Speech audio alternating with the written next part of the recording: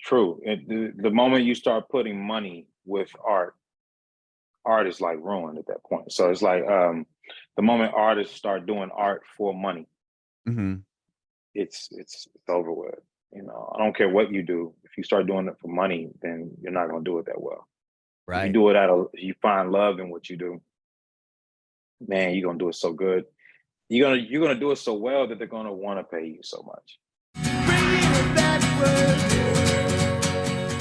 All good. I appreciate you doing this. Thank you so much. Yeah, for sure, man. Definitely, man. How are you, man? How's I'm everything doing. going? I've been doing really well, man. It's no complaints. No complaints. How about That's what's yourself? up, man. Come on, I'm exuberant. Man, come on, man. Love Exuberant, that. man. I'm good, man. How? Yeah. What's going on? It's a pleasure to Dude, be here. oh, well, thank you so much. My name's Adam, and this is about you and your journey in music. And we'll talk about the album and the new song and everything else. That's cool. D- Definitely, man. Definitely, man. I'm down. Amazing. So, I'm down. It took a while to get in here. This is a so, process. so yeah, sorry about that. I want to make sure that all the cross the T's and dot the I's when it comes to Right, these right, things. right, But right. again, I appreciate you doing this. So Mhm. first off, you were born and raised in Oklahoma. Is that what I read? Definitely, yeah. Oklahoma City, Oklahoma is where I was born and raised at. I live in Dallas, Texas now, but I lived all over New Oh, York City, LA. My mother's from New York City. My father lived in Harlem for 25 years. I've been all over the place. My mom lives in LA now. okay. And you're in Dallas. I'm in Dallas. Yeah. Wow. I gotta get Yeah. back. I gotta get back. I gotta get back west. uh, yeah, I bet it's probably. I'm originally from San Diego. I've recently moved to Middle Tennessee, like Nashville area, about 2.5 years ago. It's Oh, quite different than Southern California for sure. definitely. I was just there. I was just in Nashville. Oh, Went to really? did an artist party. I have a licensing deal with a company called Music Bed, and they did Okay, a whole party there for us, and it was dope. that's That city amazing. eats a lot of grits. Oh yeah.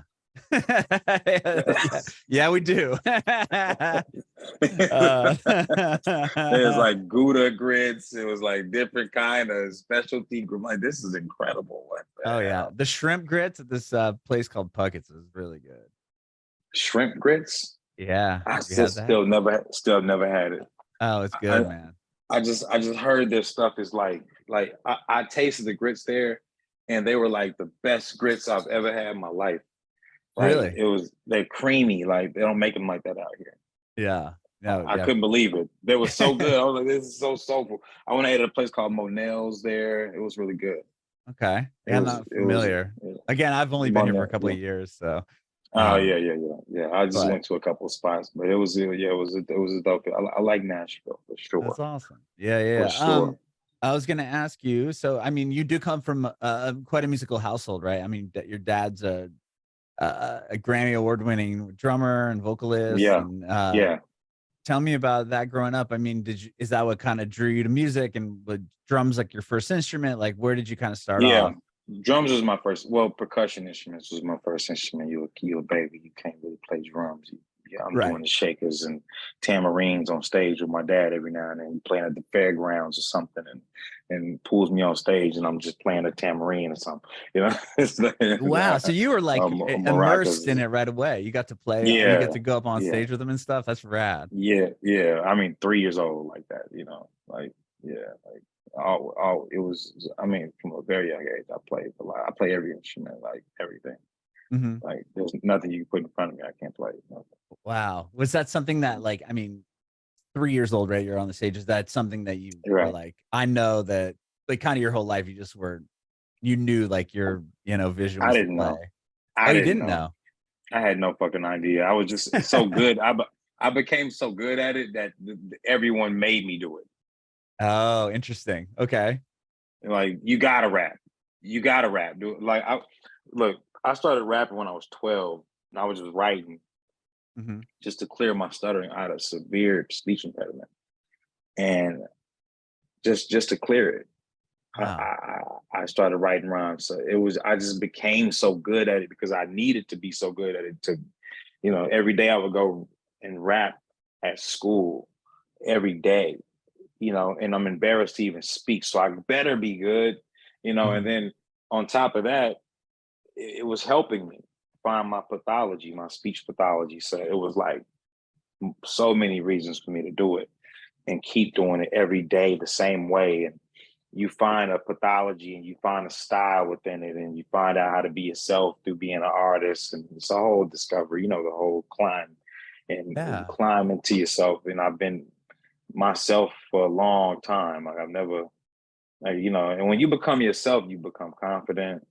and you become Yeah. a great person just to everybody. That's how it is. That's the way it It's works. interesting. It's interesting because that is like one of the hardest things, right? Is to be authentic and be yourself, Oh especially God. in the arts, or you're trying to emulate other people, or the people that you look up to, or artists that you like. You're like, oh, I want to sound like Yep. so and so, but it's like you're never going to be that person because that's their authentic self. You know what I mean? Right. But it's Right. hard to Look, kind of break through and figure out your own voice. true. The moment you start putting money with art is like ruined at that point. So it's like the moment artists start doing art for money, Hmm. it's over with.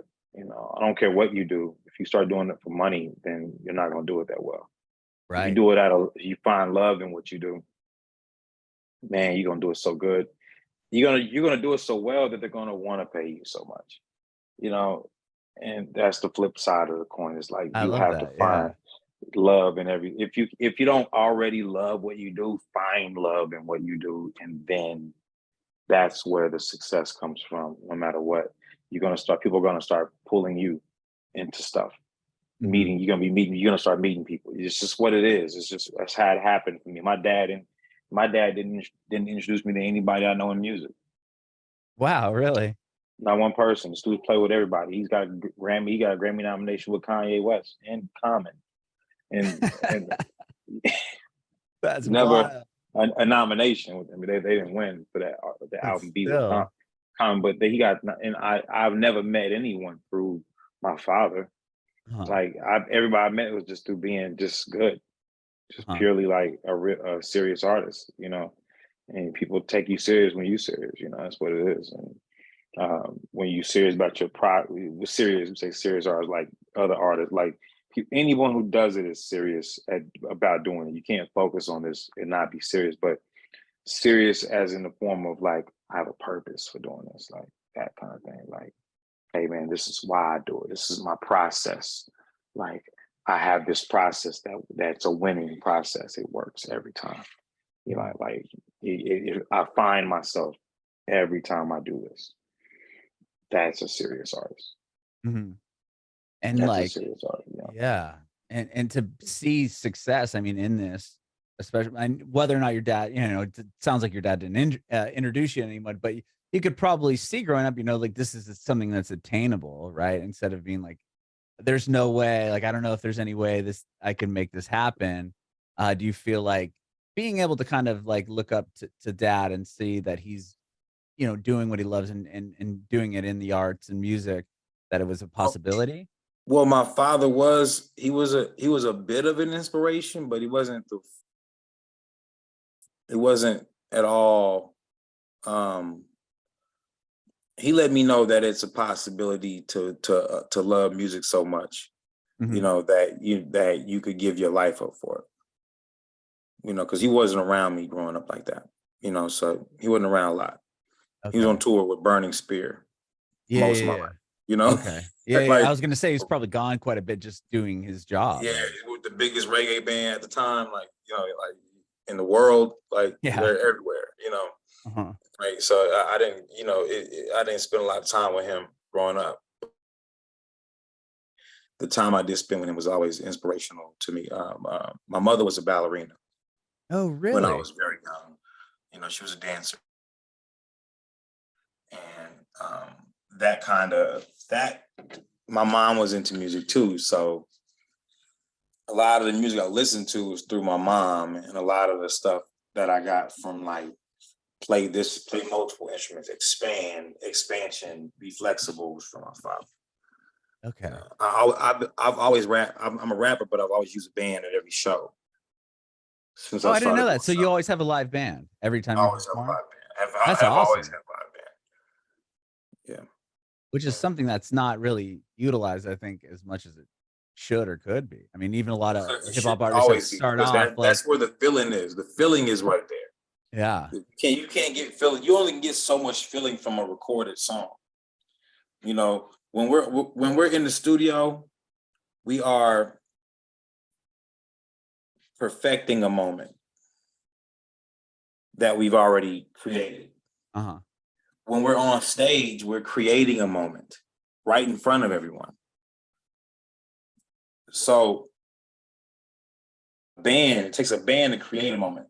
A DJ is playing a perfected moment. Mm-hmm. So it's different, you know. And when you're playing with a band, everyone's a part of the moment that you're creating. Everyone in the room is. So it's a different feeling for the room. Mm-hmm. They get more out of it. It's almost a religious experience, you know. It's an incredible experience just playing with, just making sure, just even if you didn't have any work, I can have pockets of like 1 minute of just my drummer going crazy. Right. And everyone is into it, like as if I did a verse. They're not just cheering me on, they're cheering my band on. They're cheering, they're happy that they even came. And like, this is incredible. He's letting his guitarist get some, he's letting his good drummer get some, his bass guy got some, his key guy got some, every sax guy got some, everybody got some. It wasn't just me. Uh-huh. You know, it's the thing. And then I come back and it's about a lot. I don't think a lot of rappers use bands because they don't really know. A lot of rappers can rap, and it's not taught that we should learn an instrument too. You know, Right. like, Hearing kind of the full spectrum, or if it's like, here's a beat or here's something, and then they right, just write over it, right? Like top line they or look for something. beat makers to make beats. Yeah. And And, then they just come on and put their right. rap A over lot it. of time, even though rap is a skill, it's an instrument of 100%. its own. Yeah. But since they learn how to play that instrument is so hard to perfect Right. that they don't learn another one. And I'm like, I've always been taught to learn so many instruments that rap was the last instrument I started learning. Interesting. And you sounds like you did it out of necessity too. I mean, you That was had out of necessity. you had It the was out of stutter survival. Right. and yeah. It was out of And so survival. you Right. already were a musician, and that Right. was an element that not only helped you, you know, with Right. your with the speech, but it's also an instrument in itself. Yeah. If I didn't have a speech impediment growing up, because I was mute for a while. I didn't even talk when I was a kid, you know. I Oh was mute. wow. I couldn't speak, you know. And if I never had that speech impediment, I'd probably be a jazz musician right now. Huh. You know what I'm saying? I would have Yeah. still did music, but I'd be a jazz musician. You wouldn't be rapping, right? Because I wouldn't that's be rapping. something you hone that craft. I didn't even like rap when I started rap. I didn't even like rap that much. I was in the gospel. Okay, interesting. And then I turned that and then I found a love and a respect for rap when I started writing myself and trying to do it. Mhm. And I was like, oh, this is what they're doing. Oh my God, these guys are talented. And then Eminem comes out. I'm like, yeah, you can do that. Right. Like, Oh man. Yeah. Those early recordings of Eminem. There's this one, I can't remember the mixtape it was on now, but it's like 3 minutes of somebody just saying a word at, and then he'll go for right. as long as he can and then just say another word, and he just keeps going. Yeah. I can't like, remember man, what it was. It was insane. I'm like, I gotta learn that. I gotta learn that. Right. And that was my whole thing. I gotta learn that. So for a while I rapped like Eminem. For a while I rapped like Jadakiss, like Jay-Z, like Nas. I've taken everybody's styles until I found my own, you know, until I found myself. But it took me studying all them to find that, you know. You know, I used to listen to Eminem like heavy. Call the Fire. His raps were very well, his rhyme, his syllables were close. He was a syllable guy. So he called the fire department. I've hired an arson to set fire to carpet and burn up your entire apartment. I'm a liar to start shit. Got your bitch wrapped around my dick so good you need a crowbar to pry her apart with. He was always like that, you know. It was always, yeah. The cadence is always like that. He was by the back with a battle. He was, and Jay-Z was more of a, he would rap and he would pause, and his pauses were like poetic. And that's how his style like blossomed. He would just come in like, okay, it's over. Okay, youngin, the wait is over. You know, he's like just talking to you, and then Jada Kiss was like a boom, boom. He was like he was a punch guy. Like it was like everything was a right hook, left hook. He rapped. His rap style was like Joe Frazier or something, or like Mike Tyson. You know, it was like that. I love that. Yeah. Listening to these guys and getting something different out of all of these styles, and I learned how to play that instrument really, really, really well. And then when I perfected that instrument, I was about 16, and that's when everyone was saying you need to be a rapper. I was never seeking to be that. I just was seeking to learn the instrument really well, like I learned anything else. And everyone was saying you gotta rap, and they said that my whole life, and it was just. They were like, hey man, hey, spit that one. You spit over there. Come on, y'all gotta hear this. Y'all gotta hear. It was always like that, going everywhere. So they like that. My friends put me on stages. They put me on in front of everybody. You know, they fronted me out. Yeah.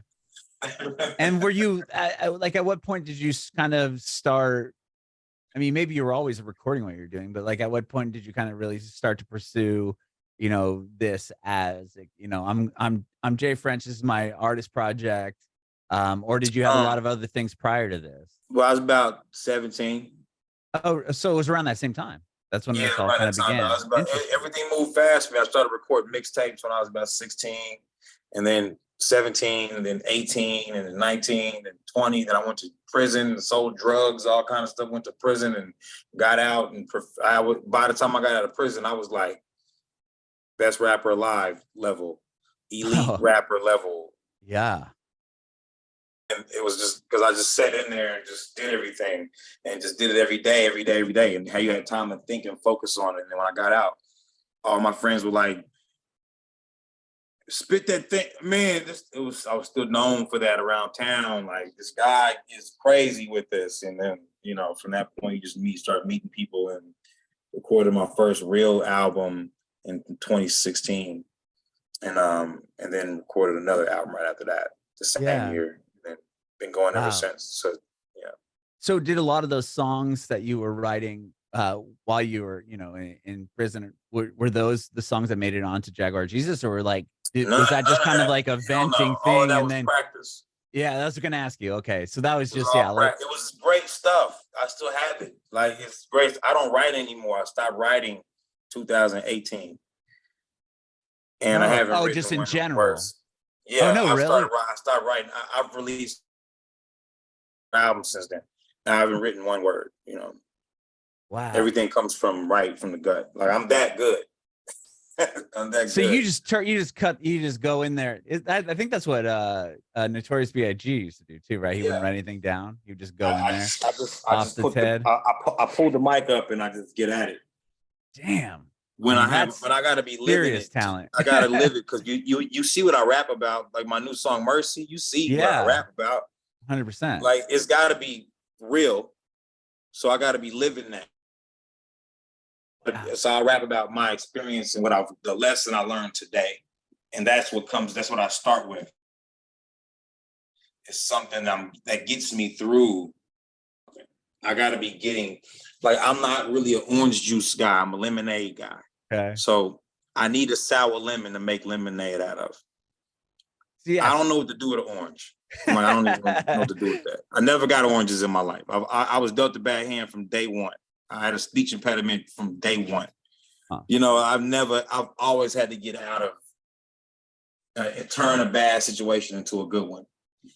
So I need a bad situation to happen so I could turn it into a good one. Wow. And you had I'm the lemonade guy. I'm the lemonade guy. I got the worst luck in the world, but I got the best lemonade you'll ever drink in your life. You had I mean, you put a bunch of records out. You said 2016 was the first one, and then you had other stuff all the way up until you ended up doing with Just Another Gift from God. That one really like kind of exploded, right? Yeah, That kind of took you to the next. song Black and White, Cut You Off with Yellow Beezy. I had a few of them on there that went crazy. Yeah. And but Black and White went crazy on TikTok. That TikTok took that and just went crazy with it. Different ain't different. Yeah, from, that one from blew OGB up. 1.5. I think Breakfast is my biggest song now. Yeah, and, that's a big one. Breakfast is my biggest song now. That song it's been on everything, like everything. Like, so there's commercials running with it right now on Nike in Amsterdam, and Footlocker's got a commercial going in Australia right now. Jake Paul used it, TCU's used it, the colleges, so many college like football players reach out and tell me how inspirational that song is, how they work out to it every day, and it's that kind of thing. It's it's been in the Olympics, the whatever Olympic medalists use it to work out. It's one of those joints. It's one of the best songs in sports. Golfers, skiers, I mean, you name it, like people who do everything, like they reach out to me. They respect that song so much that they reach out and tell me like this song, I got it on my playlist every day. I listen to it every day. All of them, the people reach, it's incredible. I've never seen anything like that before. Like, people actually reach out just to tell me and listen to it every day. Yeah, that's huge. I mean, obviously huge validation for what you're doing and the passion that you bring to your songs. Oh yes, I'm super passionate about it. And so, and then Mercy, the new one, is on All Love. Yeah, All Love's the new album. This album, man, I was going through a crazy breakup. Like I had to be loving. I had to find the love in me. I had to find forgiveness through this album. Like my music gets me through. Like you're listening to me in real time, go something and learn the lessons that I'm supposed to learn from it. That's what these albums are. These last two, Good Karma and All Love. I feel like Good Karma is my first album because the way I changed completely. I started to only grow through the music, starting with Good Karma. Is that the other albums got records on them? Don't get me wrong. I'm saying, but the last two albums, I'm just making them. I don't care about fame. I don't care about fortune, any of that. It's just I'm learning myself through these albums, through this music, through the process of being an artist.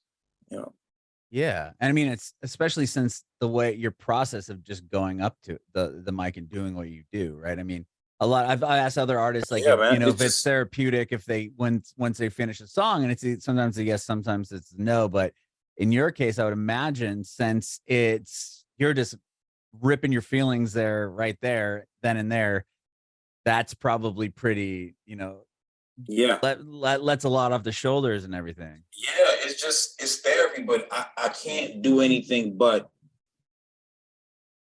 talk positively. I don't ever go into a dark space ever. Because it's like if I go into a dark space, that's what I am that day.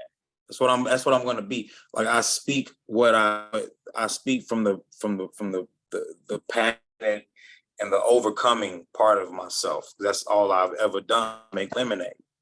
Told you I have the worst in the world, but I have the best lemonade you'll ever eat, you'll ever drink. Make lemonade really well. So that's what my songs are, all lemonade songs. Every single one of them. I love that. Yeah, it's interesting. I flipped it into a good one. I'm sorry, go ahead. No, I was just gonna say, what you're saying makes so much sense because it's like one of those things where if you wake up and you're like, or if something happens during the day, you're like, oh, that was, that shitty thing that happened. Like, and then you start telling yourself, oh, I'm having a shitty day. If from that moment forward, you're gonna have a shitty day. Like if something happened and you were like, you know what, that's powerful. We create ourselves every day. If you want to be the same person you was yesterday, you have to recreate yourself like that today. Yeah, 100%, 100%. So if you did yoga yesterday morning, and meditated for 15 minutes and then got up and went for a run and then started your day, if you don't do that tomorrow, you're not a yogi that day. Right. And your day might be, that day. Yeah. And your day might not be as good, right? I mean, who knows? But Right. if you wake up in a bad headspace and you carry that through the day instead of just letting it go, then you're gonna have a shitty day all day. So if you wake up, you're like, oh, that was, so and so happened or this happened, instead of just letting it go and just carrying that with you. The day you don't do a podcast is the day you're not a podcaster. Right. No, that's a great point. You're not a podcaster that day. You're something else that day. You created yourself into something else that day. And when you come back to podcasting, you're a podcaster. Only when you're doing this. I love that idea. That makes so much sense. Yeah, you gotta create yourself every day into whatever you create yourself into. Now you may you may be a podcast, you may be a father, you may be a great son, a great father, a great boyfriend, great whatever, best friend, a great whatever, dog owner, whatever you are. But the day you don't feed your dog, you ain't a dog owner anymore. You're not a good dog owner. No, 100%. No, I love that message. That makes so much sense. So with you then, are you going and writing or just going up to the mic every day and working on something or putting out something? If I'm not doing music every day, I'm not a musician. Yeah. Wow. That day. I might be a yogi for that week. I might choose to put music down and I'm saying I'm not a musician anymore. I'm a yogi now. I'm not thinking about music right now. I'm going to do yoga for the next 2 weeks, every day for 2 hours a day and meditate for 6 hours a day and go into a deep meditation, not even talk to anybody and take a vow of silence for 2 days. And I'm not anything those days, nothing, so, and then I create myself again. I start fresh and use my, our keen sense of memory and our vivid sense of imagination to recreate myself into what I want to be. Now I'm this kind of musician. Now I'm this, I'm making a pop album right now as we speak. Like this is happening. Wow.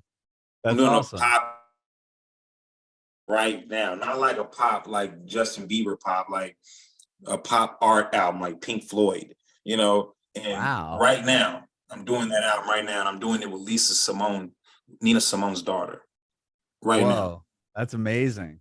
As we speak, I'm doing this album. I'm working on this. I'm in between it right now. You're propped up against my laptop that has everything on it right now with the Zoom. Wow. Let me go back here. Look, I got to enter my stuff into the Grammys. This is what I'm doing right now. Like literally right now, I'm in the middle of the process of doing this. I got about 20 beats for it right now. I'm sitting here, I'm doing this. I live this every day. This is not hey, every now and then I do it and I try to get on. I'm trying to be famous and I'm clout chasing. Never. I only seek to inspire. That's what everybody says, but I'm telling you right now, I don't give a damn about what people think about the art. Only if I can inspire one person, I'm gonna talk to that person every time. It's kind of like when you're in a crowd, like if you're a comedian and you're in a crowd and you're telling jokes, that one person is laughing the hardest. The rest of these jokes is for that person right there. So whoever gets stimulated by this, that's why I'm making it. That's how I found my audience. Was just like the people that was really into it. I'm like, what do they like about the world? What do they need to hear from me? And those are the people who just like you for who you are. Your biggest fans just like you. They like everything you do, no matter what you do. They like you for who you are, and they inspire you to be yourself. I love that message, man. I love that. Yeah, so those become my friends. Those become my best friends. I talk to them. Yeah. I talk to them. I want to know what they're doing. How you living? How's your life? Right. Check on me. Here's my number. That's you're cool. the biggest fan here. Take my number. Wow. Just don't use it that much. But take it. You can have it. Just down. You got my number now. can. I don't care. Be You have a courteous bad- you have with a it. nightmare at night. Hit me when you wake up. You know? Oh wow. Well, thank you so much, Jamal, for doing this, man. This has been so much fun. I appreciate your time today. Definitely, man. I definitely appreciate being here. It's an honor for sure. I have one more question for you. You've kind of been just already doing this throughout the entire conversation, but I'm going to ask anyway. I want to know if you have advice for aspiring artists. Oh man.